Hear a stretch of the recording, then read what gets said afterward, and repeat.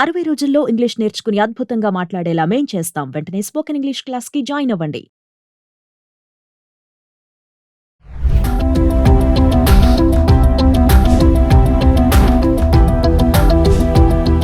నమస్తే, welcome back to Suman T. ప్రస్తుతం మనతో పాటు ఉన్నారు consumers affairs committee chairman Mandari Krishna Reddy గారు. నమస్తే సార్. నమస్తే అమ్మా. సార్, ఇప్పుడు పిఎం వికసిత్ భారత్ రోజ్గార్ యోజన అనే ఒక స్కీమ్ అయితే వచ్చింది. దీంట్లో కొత్తగా ఉద్యోగంలో జాయిన్ అయ్యే వాళ్ళకి ఉచితంగా 15,000 ఇచ్చేటటువంటి ఒక వరం అంటున్నారు. ఒక్కసారి ఈ స్కీమ్ గురించి మాట్లాడుకుంటే వివరాల గురించి. కొత్తగా భారత ప్రభుత్వం ఒక పథకాన్ని ప్రారంభించింది. ఇది ప్రైమ్ మినిస్టర్ వికసిత్ రోజ్గార్ యోజన అనే పేరుతోటి తీసుకొచ్చారు. అంటే ప్రభుత్వం కొత్తగా కొన్ని ఉద్యోగాలు క్రియేట్ చేస్తుంది. సుమారుగా 2 లక్షలకు పైగా ఉద్యోగాలు కొత్త వాళ్ళు జాయిన్ అవుతున్నారు. అంటే ఇంతకుముందు ఎప్పుడు ఉద్యోగాలు చేయని వాళ్ళు మరోసారి ఉద్యోగాల్లో జాయిన్ అవుతున్నారు. వీళ్ళకి రకరకాల ప్రభుత్వ పథకాల కింద ఉద్యోగాలు క్రియేట్ చేస్తున్నారు. ఈ కొత్తగా ఉద్యోగాలు చేయని వాడికి వచ్చే జీతం కొంచెం స్టెబుల్గా సెటిల్ అవ్వడానికి కొంచెం టైం పడుతుంది. ఎందుకంటే కొత్త ప్లేస్కు రావాలి, అక్కడ ఇల్లు తీసుకోవాలి, ఇక్కడ ఉండాలి, పిల్లల్ని స్కూల్కి పంపించడం, ఇట్లాంటివన్నీ ఉంటాయి, ఖర్చులు ఉంటాయి. ఈ ఖర్చులకు తోడుగా అతనికి ప్రావిడెంట్ ఫండ్ కానీ ఈఎస్ఐ కానీ ఇట్లాంటి రకరకాలుగా ఒక ఉద్యోగి చేరిన తర్వాత ఉద్యోగ భద్రత కోసం ఇచ్చేటువంటి కొన్ని అవకాశాలు ఉన్నాయి. దీంట్లో వీళ్ళ జీతం నుంచి కొంత కట్ చేస్తారు, కొంత యజమాని తనకి తగినట్టుగా ఫండ్ ఏర్పాటు చేయాలి. సరే, యజమాని చేయగలుగుతాడు, కానీ వీళ్ళ జీతం నుంచి అప్పుడే మొదట్లో రాగానే కట్ అయిపోతే వీళ్ళకి కొంచెం ఇబ్బందులు వస్తాయి. అంటే ఇప్పుడిప్పుడే సెటిల్ అవుతున్నారు, కనీసం 2-3 మాసాలు 6 మాసాలు వాడికి అసలు శ్వాస తీసుకుంటే వాడికి ఆ తర్వాత అడ్జస్ట్ అయిపోతారు, ముందుకెళ్తారు అనే నమ్మకంతో ఈ 15,000 రూపాయలు వీళ్ళకి నేరుగా ఇవ్వరు. వాళ్ళకి డైరెక్ట్ ట్రాన్స్ఫర్ ద్వారా యజమానుల ఖాతాలోకి పంపిస్తారు. పంపించి అది వీళ్ళ తరఫున వచ్చినట్టుగా వాళ్ళకి ఇన్ఫర్మేషన్ ఇచ్చేస్తారు. తద్వారా ఏమవుతుందంటే యజమాని కట్టాల్సిన డబ్బు ఖచ్చితంగా కట్టి తీరాల్సి ఉంటుంది. అప్పుడు వీళ్ళకి భవిష్యత్తు ప్రణాళికలు ఏవైతే ఉంటాయో, ప్రావిడెంట్ ఫండ్ కానీ, పెన్షన్ కానీ, లేకపోతే దాంతోపాటుగా ఈఎస్ఐ కానీ, ఇలాంటివన్నీ కూడా ఒక ఆరోగ్య పథకమైన కానీ ఇలాంటివన్నీ దాంట్లో వస్తాయి. ఈఎస్ఐ చేయడం వల్ల ఇంట్లో ఎవరికి ఆరోగ్యాలు బాగాలేకపోయినా ₹1 ఖర్చు లేకుండా మొత్తం కూడా ఈఎస్ఐ హాస్పిటల్స్లో ఫ్రీగా వాళ్ళు ఆపరేషన్స్ కానీ ఆరోగ్యానికి సంబంధించినవన్నీ కూడా చేయించుకోవడానికి అవకాశం ఉంటుంది.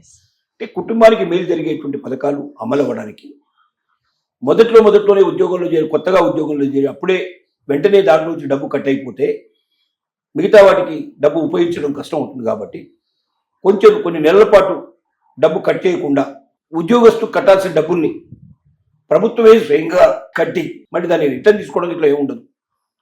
15,000 రూపాయలు ఒక్కొక్కరి అకౌంట్లో, వీళ్ళ అకౌంట్లో వేయకుండా వీళ్ళ యజమాని అకౌంట్లోకి పంపించేసి ఈ పథకాలన్నీ సక్రమంగా అమలు చేయండి. ఇక మీరు ఉద్యోగస్తు దగ్గర నుంచి తీసుకోవద్దు, అందులో చేరిన వాడికి ఉద్యోగంలో వాడి అకౌంట్లో తీసుకోకూడదు. 2 నెలలు, 3 నెలలు, 4 నెలలు, దానికి ఎంత టైం ఉందో పరిమితి పెట్టేసి దాన్ని బట్టి మీరు తర్వాత కలెక్ట్ చేసుకోండి. ఈ 3 నెలలకు సరిపడే మేము పంపిస్తున్నాము, మీరు వేసి అకౌంట్ అన్ని ఓపెన్ చేయండి, ఖాతాలని ఓపెన్ చేసి ఈ విషయాల్ని మీరు ఉద్యోగికి తెలియజేయండి. అప్పుడు ఉద్యోగి సంతోషపడతాడు. తర్వాత నుంచి నేను కట్టుకోవాలి కాబట్టి ఈ 3 నెలలు, 4 నెలలు ముందుచే తయారై ప్రిపేర్ అవుతాడు.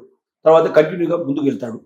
తద్వారా కొంచెం సమస్యల్ని తగ్గించుకోగలిగి ప్రతి ఒక్కరు కూడా ప్రభుత్వ పథకాల్ని సరిగ్గా అమలు పరచుకోవడానికి అవకాశం ఉంటుంది. ఫ్యూచర్ బెనిఫిట్ అనేది వస్తుంది.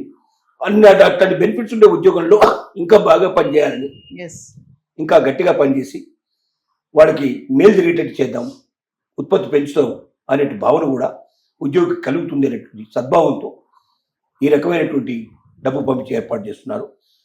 సుమారుగా 1,00,000 కోట్లు దీనికోసం ప్రత్యేకంగా వాళ్ళు కేటాయించారు.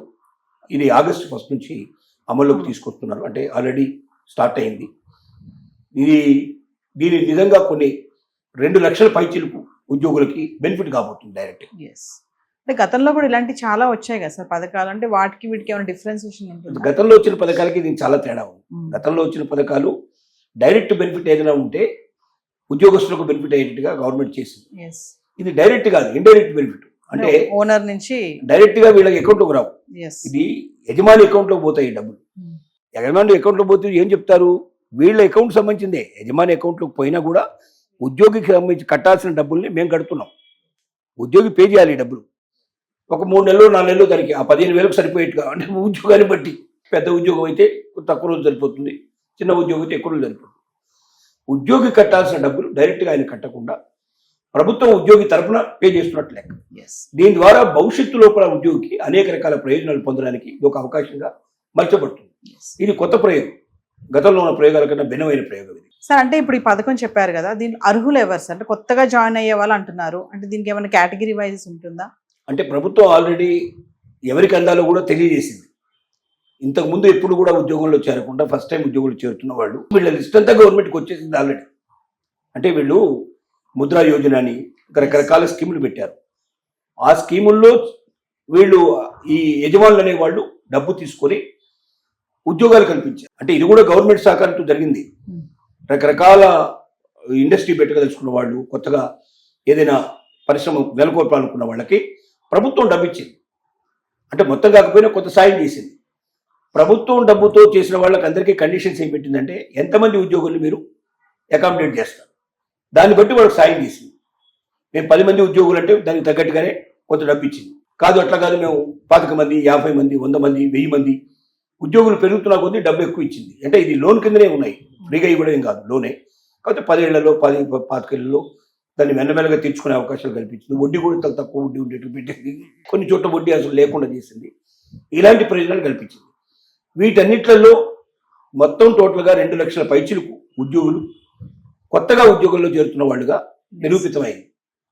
అలా కొత్తగా ఉద్యోగంలో చేరుతున్న వాళ్ళ కోసం ఈ ప్రత్యేకమైన పథకం తీసుకొచ్చారు. అంటే వాళ్ళు ఇంతకుముందు చేసిన వాళ్ళు కాదు, కొత్తగా ఉద్యోగంలో చేరుతున్న వాళ్ళు. అలాంటికి మాత్రమే ఇది వర్తిస్తుంది తప్ప ఎవరు పడితే వాళ్ళకి ఇది వర్తించదు. Thank you sir.